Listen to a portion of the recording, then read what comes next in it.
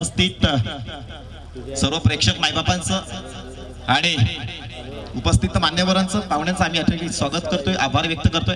शेवटचं स्पर्धक ज्ञानदीप कासले मी निमंत्रित करतोय।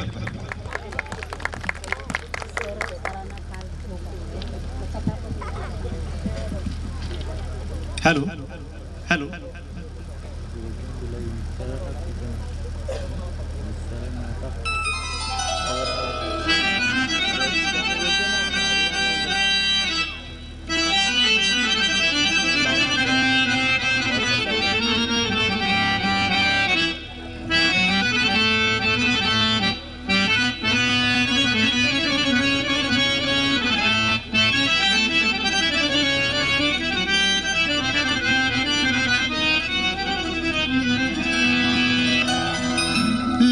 पर आए गीत सुहाने माने ना जियरा लाख बहाने।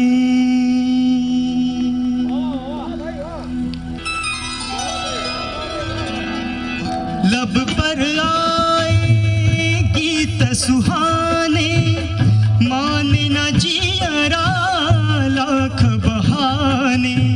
लब पर आए गीत सुहाने माने न जियरा लाख बहाने।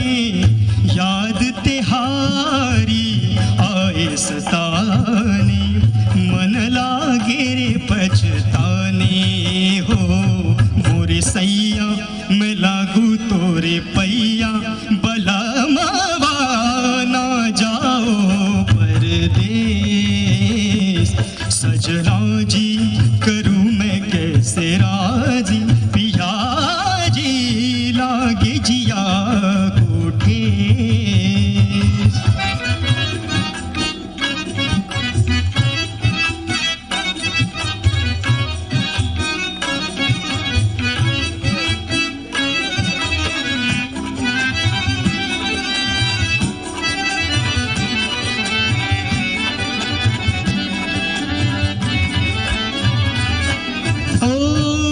की पीरा कोई ना जाने मन ही जाने मैं जानू ना जाने बेरी ये दुनिया।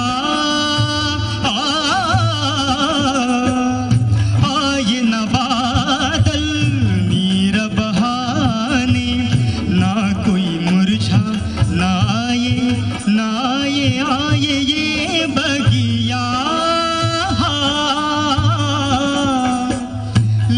पछताऊं समझ न पाऊं रूठे पिया को कैसे मनाऊं। भेद जिया के किसको दिखाऊं किसको बताऊं। कलेस हो कन्हाई न छोड़ रे कलाई